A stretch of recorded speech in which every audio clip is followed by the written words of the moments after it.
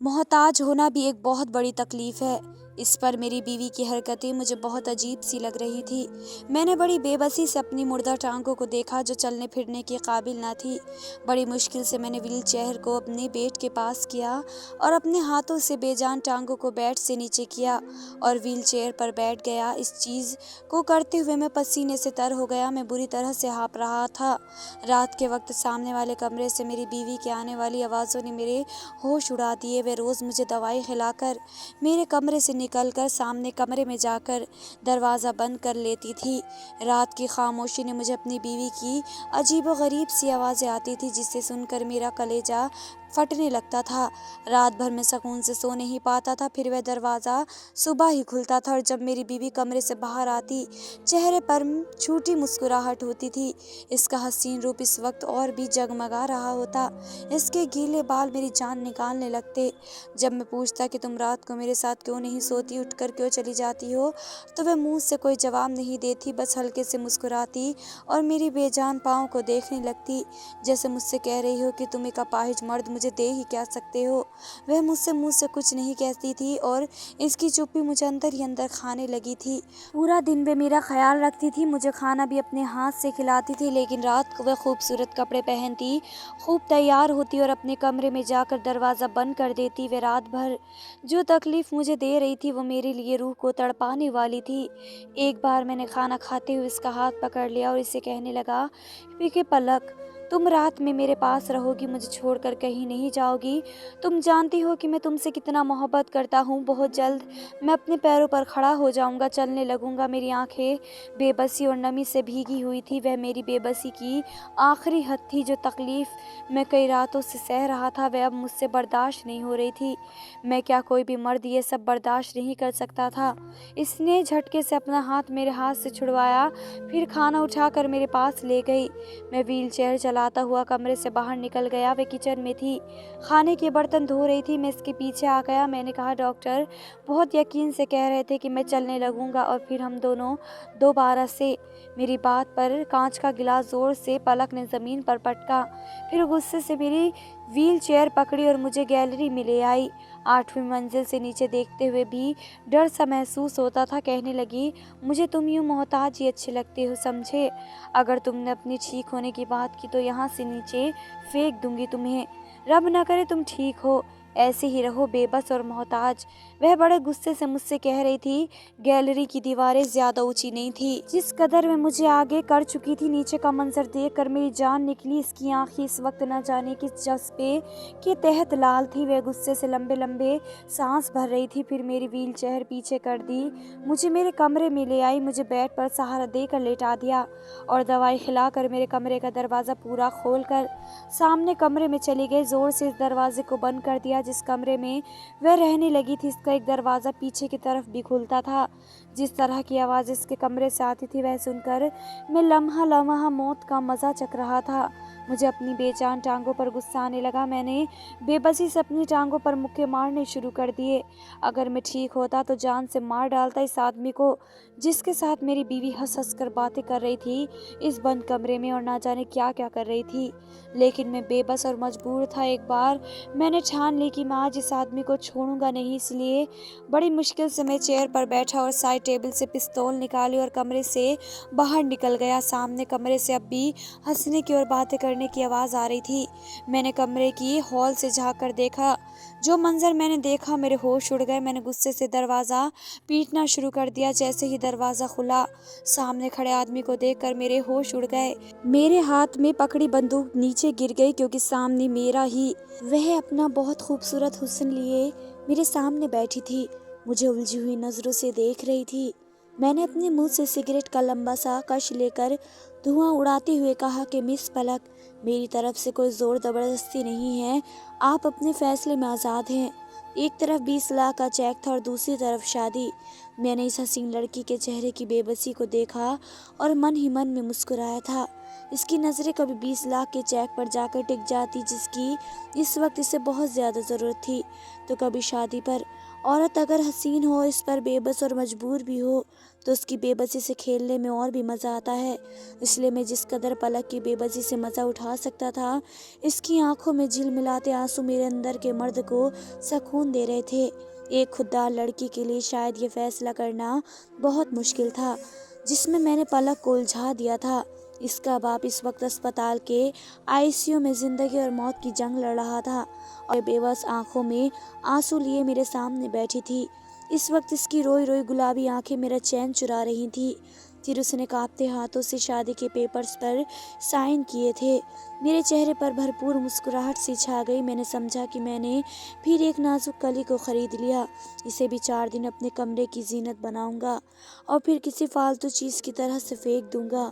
मेरे लिए औरत शायद इतनी ही अहम थी कि जिसके साथ कुछ दिन या कुछ महीने वक्त गुजारा जाए। मगर मैं नहीं जानता था कि पलक किसी आफत का नाम है। वह कोई आम लड़की ना थी, कोई बला थी। हाँ, वह एक बला ही थी जो मुझे निगल गई। मैंने बड़ी खुशी से वह शादी के पेपर इसके हाथ से लिए और अपने साइन किए। मेरे ऑफिस के रूम की तीसरी कुर्सी पर वकील साहब बैठे थे, जिन्होंने बाकी की कार्यवाही की। वह हसीन और खूबसूरत पलक एक मलिका सी लग रही थी। लेकिन बस चंद महीनों के लिए, मैंने अंदर ही अंदर सोचा था।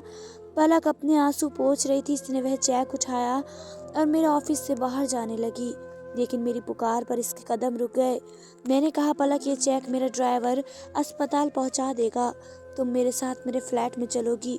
मुझ में अब इतना सब्र नहीं था कि इसका इंतजार करता। इसने पलट कर मुझे तड़प कर देखा। कहने लगी, मेरा बाप जख्मी हालत में अस्पताल में पड़ा है। मैं नहीं जानती कि वे जिंदा बचेंगे या नहीं, इसलिए एक रात मुझे मेरे बाप के पास गुजारने दीजिए। मैंने कहा, इस वक्त तुम्हारे बाप को इस चेक की ज़रूरत है और वह बहुत जल्द और हिफाजत से इस तक पहुंच जाएगा। प्लीज़ मुझे बोर मत करो, कब से मुझे इस वक्त का इंतज़ार था। ये कहकर मैंने उसकी कलाई पकड़ी और उसे अपने साथ लेकर जाने लगा। वे पूरे रास्ते मेरी मिन्नतें करती रही, मुझसे बस कुछ घंटे मांगती रही कि इसे इसके बाप के पास भेज दो। लेकिन मुझे तो जैसे कुछ भी सुनाई नहीं दे रहा था, सिवाय इस थप्पड़ की गूंज के जो कुछ दिन पहले इस लड़की ने मेरे मुंह पर मारा था। मेरे अंदर लगी आग शायद इसकी बेबसी और बहुत आंसू देखकर ही बुझनी थी, इसलिए मैं हंसी से गाड़ी चलाता रहा। मैं एक अमीर और अय्याश किस्म का 30 साल का नौजवान था। इतने तो शायद किसी ने कपड़े नहीं खरीदे होंगे जितनी मैं लड़कियों को खरीद कर किसी फालतू चीज़ की तरफ फेंक चुका था। दौलत की रेल पेल थी, किसी चीज़ की कोई कमी नहीं थी। मैंने शादी भी अभी तक इसलिए नहीं की थी कि मुझे किसी एक औरत के साथ ज़िंदगी नहीं गुजारनी थी। आज तक कोई ऐसी ना मिली थी कि कुछ रातों के मज़े के बाद मुझे अच्छी लगे। मैंने पलक की कलाई अपने फ्लैट के बेडरूम में लाकर छोड़ी। वह आंसू बहा रही थी। मैंने कहा, 20 लाख दिए हैं मैंने तुम्हें, नहीं मरेगा तुम्हारा वह बीमार और बुढ़ा बाप, इसलिए रोना धोना बंद करो। और फिर अलमारी से निकाल कर उसे वही कपड़े पहनने को दिए जो कुछ दिन पहले मैंने इसे दिए थे। और बदले में इस गरीब घराने की लड़की ने मेरे मुंह पर वह कपड़े दे मारे थे और मेरे मुंह पर थप्पड़ मारकर मुझसे अपनी शराफत की बात करके गई थी कि वह उन लड़कियों में से नहीं है जो पैसों की खातिर इज्जत बेचें। और आज मैंने इसे इस मुकाम पर लाकर खड़ा कर दिया था कि वह महज 20 लाख की वजह से मेरी बीवी बन चुकी थी। जब तक मेरी ख्वाहिश होती और मैं जब चाहता इस रिश्ते से खुद को आज़ाद कर लेता। हालांकि कुछ दिन पहले भी मैंने इसे 20 लाख का ही चेक दिया था और वजह इसका बेपनाह हुस्न था जिसने मेरे होश और नींदें उड़ा रखी थी। मैंने इसके हुस्न की कीमत पहले भी इतनी ही लगाई थी, लेकिन बदले में इसने थप्पड़ मार दिया था। मैं चाहता तो इसी रात इससे ज़बरदस्ती भी अगवा करके जो चाहता कर सकता था, लेकिन नहीं, मुझे इसे बेबस और मजबूर देखना था। मैं चाहता था कि वह खुद मेरे पास रोती हुई भीख मांगती हुई आए, मेरे सामने हाथ जोड़कर रोती गिड़गिड़ाती आए। फिर ऐसा ही हुआ और आज वह मेरे सामने उन कपड़ों में मौजूद थी जिसमें मैं उसे देखना चाहता था। मैंने उसे अपनी बाहों में लिया और उसके साथ पलक मेरे पापा के ऑफिस में काम करने वाली एक मामूली सी एम्प्लॉय थी जिसकी तनख्वाह भी कम थी। एक बार मैं किसी काम की वजह से अपने पापा के ऑफिस में गया। उसने कुछ डॉक्यूमेंट साइन करवाए और उनके कमरे से बाहर निकल गया कि अचानक जब मेरी नज़र पलक पर पड़ी तो उसका खूबसूरत हुस्न देखकर मेरा दिमाग घूम कर रह गया। वह बहुत ही हसीन लग रही थी। मेरी नज़र सुरसुरी सी उसकी तरफ उठी, लेकिन इसके हुस्न को देखकर तो पलटना भूल गया। शायद मेरी नज़रों की चमक का असर था। पलक उलझन का शिकार हुई। औरतें खुद पर उठने वाली हर नज़र को पहचान जाती हैं, इसलिए पलक ने मुझे बड़ी नापसंदीदा नज़रों से घूरा। बुरा। मेरी मुस्कुराहट गहरी हुई थी। मैं किसी काम से बाबा के ऑफिस में आया था, लेकिन पलक के हुस्न ने मुझे मजबूर कर दिया कि मैं वापस पापा के रूम में गया। मैंने उनसे पलक के बारे में पूछा तो वे कहने लगे कि वे कुछ महीने पहले से ही उनके ऑफिस में काम कर रही है, मेहनती है। मैंने कहा मुझे भी एक ऐसी ही लड़की की ज़रूरत है। अगर वे पलक से कहें कि वे मेरे ऑफिस में काम कर ले तो मेरी मुश्किल आसान हो जाएगी। मेरे पापा को भला क्या एतराज़ हो सकता था। यूं पलक को मेरे ऑफिस में शिफ्ट कर दिया गया। मैंने सबसे पहला काम यही किया कि इसकी तनख्वाह बढ़ा दी। वे खुश हो गई, लेकिन अब तक मेरी खुशी के बारे में इसने नहीं सोचा। इसे काम करते कुछ हफ्ते ही गुजरे थे कि मैंने इसे कहा मेरे ऑफिस में काम करने के लिए रूल कुछ अलग है। मुझे काम करने वाली लड़कियों का लुक मॉडर्न चाहिए, इसलिए अगर वह इस तरह के सूट ना पहनकर कुछ मॉडर्न कपड़े पहनकर काम करे तो अच्छा होगा, और उसके लिए मैं इसकी तनख्वाह डबल कर दूंगा। मेरी बात सुनकर इसने कहा कि मैं इसे वापस इसके पापा के ऑफिस में भेज दूं तो बेहतर है, क्योंकि इसे ये सब मंजूर नहीं था। वह कम तनख्वाह पर काम कर लेगी, लेकिन मेरी शर्तों को नहीं मानेगी। इसके इनकार ने मेरे अंदर तो एक आग सी लगा दी। आज तक इतनी हिम्मत मेरे आगे किसी लड़की ने नहीं दिखाई थी। मैं यह तो अच्छी तरह जानता था कि ऐसी लड़कियां जो अपने घर के हालातों की वजह से कमाने के लिए बाहर निकलती हैं, खुद पर खुददारी की दलील पेश करती हैं, अपना हुस्न सादगी में छुपाकर हम जैसे याश मालिकों के सामने खुद को इज्जतदार साबित करने का यह उनका एक पुराना हथकंडा है। और फिर जब हम उनकी कीमत बढ़ाते हैं तो उनकी शराफत की चादर उतरने में देर नहीं लगती। इसलिए मैंने भी ऐसा ही किया। मैंने अगले कुछ दिन बाद पलक से कहा कि इसे मेरे साथ एक बिजनेस लंच पर जाना है, इसलिए वे मेरे साथ चले। सबसे पहला सवाल इसने यही किया कि क्या वह ऑफिस के टाइमिंग में वापस आ जाएगी, क्योंकि वे इससे ज़्यादा देर नहीं रुकेगी। मैंने कहा हाँ, हम ऑफिस टाइमिंग पर लौट आएंगे। मेरी बात सुनकर वह मेरे साथ जाने को तैयार हो गई। मैं इसे एक रेस्टोरेंट में ले आया। मेरे कुछ क्लाइंट वहां मौजूद थे। मीटिंग और लंच के बाद वे चले गए। मैं पलक को बहाने से इसी होटल के कमरे में ले आया, लेकिन जब इसे अपने इरादे से आगाह किया तो वे गुस्से से लाल हुई थी। मैंने 20 लाख का चेक और एक बेहुदा से कपड़े इसके सामने और ये भी कहा कि जब तक चाहूँ उसे यूज़ कर सकता हूँ। वे मुझे इनकार नहीं करेगी। मैं जानता था कि वह अपनी कीमत को कुछ बढ़ाना चाहती है, और 20 लाख की रकम कम ना थी, लेकिन ऐसा नहीं था। इसने वह चेक और कपड़े दोनों मेरे मुंह पर मारे और कहने लगी कि वे एक शरीफ और इज्जतदार घराने की लड़की है, इसने मेरे ऑफिस की नौकरी भी छोड़ दी। ये बात मेरे अंदर बैठे घमंडी शख्स को कहाँ हजम होती।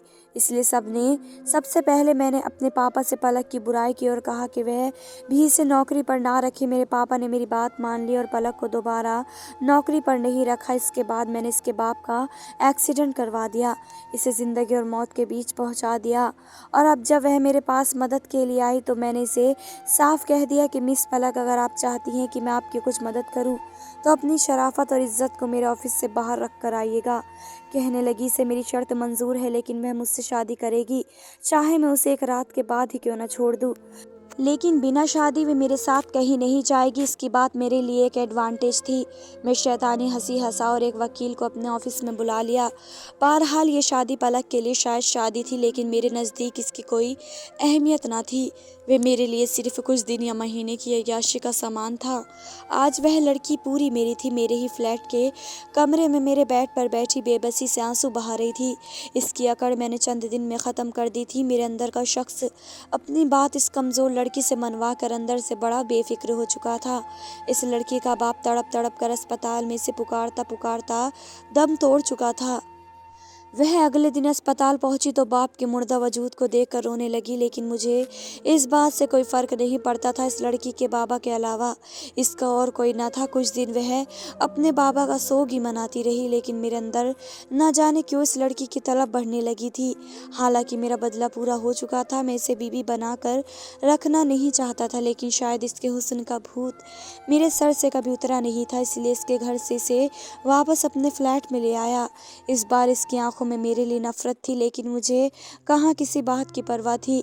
मुझे लगा बस कुछ दिन का बुखार है। जैसे ही पलक के हुस्न का असर मेरे सर से उतरेगा, मैं पलक के हाथ में तलाक के पेपर्स पकड़ा दूंगा और इसे चलता करूंगा। लेकिन वह किसी नशा की तरह मेरे अंदर उतरने लगी। हर बार मुझे वह पहले से ज़्यादा हसीन लगने लगती थी, इतनी कि मैं कई घंटे बस इसे देखता रहता था। हालांकि मुझे आज तक पलक से बदले में मोहब्बत नहीं मिली थी। इसकी आंखों में मेरे लिए सिर्फ एक ही जज्बा था, और वह था नफरत का। जितना मैं इसकी संगत में रहता उतनी ही वह मुझे अच्छी लगने लगती। उसका उदास चेहरा भी मुझे बहुत भाने लगा था। एक बार वह बीमार हो गई तब मेरी जान पर बन गई। इस वक्त मुझे ये एहसास हुआ कि मुझे पलक से मोहब्बत हो गई है। इसकी तकलीफ मुझसे बर्दाश्त नहीं होती। मैं रात भर इसके खातिर जागता रहता, इसका ख्याल रखता। कुछ दिन में वह ठीक हो गई। 4 महीने के बजाय 6 महीने गुजर गए थे, लेकिन अब भी वह मेरी बीवी ही थी। एक बार इसने मुझसे खुद ही पूछ लिया कि मैं इसे कब तलाक दूंगा, क्योंकि यह मैं इससे पहले ही बता चुका था मैं इसके साथ सिर्फ कुछ दिन या 1 महीने ही रहूंगा। लेकिन अब मेरा इरादा बदल चुका था। मैं चाहता था वह यूं ही मेरे साथ रहे। मेरी बात सुनकर इसने अजीब सी नज़रों से मुझे देखा। कहने लगी, मुझे तुम्हारे साथ ज़िंदगी नहीं गुजारनी, मुझे हर हाल में तुमसे तलाक चाहिए। तुमने खुद कहा था कि मुझे छोड़ दोगे। वह फूट फूट कर रोते हुए ये कह रही थी। मैंने कहा, पलक, ये मेरे लिए मुमकिन नहीं है। मैं पता नहीं कब तुमसे दिल लगी करते करते दिल लगा बैठा, इसलिए तुम्हें छोड़ नहीं सकता। तुम जैसे यहाँ रह रही हो रहती रहो। वह मुझसे लड़ने झगड़ने लगी थी। कहने लगी मैं इसे छोड़ दूँ। उसको हालत दीवानों जैसी होने लगी थी। मैं मेरा गिरबान पकड़कर बुरी तरह झिंझोड़ कर कह रही थी कि मैं इसे छोड़ दूँ। वो मेरे साथ नहीं रहना चाहती। मैंने बहुत चाहा कि इसे समझाऊं, लेकिन वह समझ ही नहीं पा रही थी। मजबूरन मुझे इसे थप्पड़ मारना पड़ा। मैंने कहा, आज के बाद मुझसे ये बात मत करना, तुम यूं ही मेरे साथ रहोगी, समझी। मैं ये कहकर ऑफिस के लिए घर से निकल गया। इस दिन मैं टेंशन में था। गाड़ी भी बहुत तेज़ रफ्तार कर रखी थी। नतीजा ये निकला कि सामने आने वाली गाड़ी से अचानक से मेरी टक्कर हो गई। मेरी गाड़ी उलट गई। मैं बेहोश हो चुका था। जब होश में आया तो मैं हॉस्पिटल में था, पट्टियों से जकड़ा हुआ। मेरे माँ बाप के साथ पलक भी वहाँ मौजूद थी। इस वक्त मैंने अपने माँ बाप के सामने पलक को अपनी बीवी स्वीकार कर लिया। मेरे माँ बाप ये सुनकर मुझसे नाराज़ हो गए, लेकिन जिस हालत में मैं पहुँच गया था वह मुझे कुछ कह नहीं सकते थे। मेरी दोनों टांगें फ्रैक्चर हो चुकी थी, लेकिन अपने माँ बाप के घर के बजाय मैं पलक के फ्लैट में चला गया। वह मेरा ख्याल रख रही थी। इसका रवैया भी मुझसे बदल चुका था, लेकिन मुझे रात को दवाई देने के बाद वे मेरे कमरे से बाहर निकल जाती, फिर पूरी रात कमरे में नहीं आती थी। मैं इस वक्त इस कदर मोहताज हो चुका था कि खुद से बेड से उठ नहीं सकता था। मेरे कमरे का दरवाज़ा खुला हुआ था। वे सामने कमरे में थी, लेकिन इस कमरे का दरवाज़ा बंद था। रात की खामोशी में मुझे सामने कमरे से सरगोशियों की आवाज़ आ रही थी। इस वक्त कौन था जो कमरे में पलक के साथ मौजूद था? मेरा दिल बेहद घबराने लगा था। मुझे लगा शायद मेरा वहम है, लेकिन ये वहम नहीं था, क्योंकि अब मुझे रोज़ ही ऐसी अजीबोगरीब किस्म की आवाज़ें आने लगी थी जो मेरे लिए तकलीफ़ का सबक बन रही थी। मेरे ऑफिस के काम के सिलसिले में पलक ही मुझे पेपर साइन करने के लिए देती थी। मेरा ऑफिस का मैनेजर रोज़ आता था। जो भी ज़रूरी काम होता मैं इससे घर पर ही डिस्कस करता था, फिर चला जाता था। काफ़ी जिम्मेदार और शरीफ लड़का था। अपने काम से काम रखता था। मैं सोच भी नहीं सकता था कि आज वही मेरी बीवी के कमरे से यूं बाहर निकलेगा। मैंने कहा, तुम? वह कहने लगा, हाँ मैं। आज वह मेरी आंखों में आंखें डाले मुझे देख रहा था। पलक भी इसके साथ खड़ी थी। इसने कुछ फाइलें मेरे सामने रखी और कहने लगी, तुम्हारी सारी जायदाद मैंने अपने नाम कर ली है, और अगर मैंने इस तलाक ना दी तो मुझे वह जान से मार डालेगी। मैंने पलक को देखा। मैंने कहा, पलक, मुझे तुमसे इसलिए भी मोहब्बत हो गई थी, मुझे तुम्हारी शराफत पर यकीन था।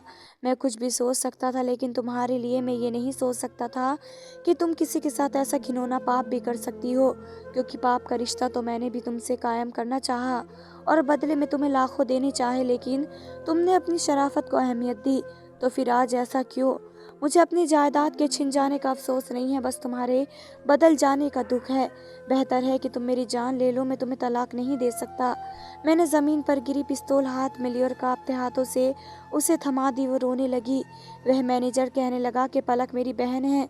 मैं दुबई में नौकरी करने गया था, लेकिन वहाँ किसी ने मुझे झूठे इल्ज़ाम में जेल भेज दिया। लेकिन जब मैं वहाँ से छुटकर वापस आया तो पलक की बातों ने मुझे बहुत तकलीफ दी। तुमने मेरे बाबा के साथ जो शुरू किया था, मैंने और पलक ने इसका बदला लेना चाहा। इसलिए मैंने तुम्हारे ऑफिस में नौकरी की, तुम्हारा भरोसा जीता, फिर तुम्हारा एक्सीडेंट करवाया और इसके बाद तुम्हें तकलीफ़ देने के लिए ये ड्रामा रचाया। ये सुनकर खुद में शर्मिंदा होकर रह गया। मैंने पलक से अपने हर रवैये की माफ़ी मांग ली, और औरत का दिल मर्द से कई ज़्यादा बड़ा होता है। इसने मुझे माफ़ कर दिया और अब हम दोनों बहुत खुशी खुशी रह रहे थे। धन्यवाद दोस्तों।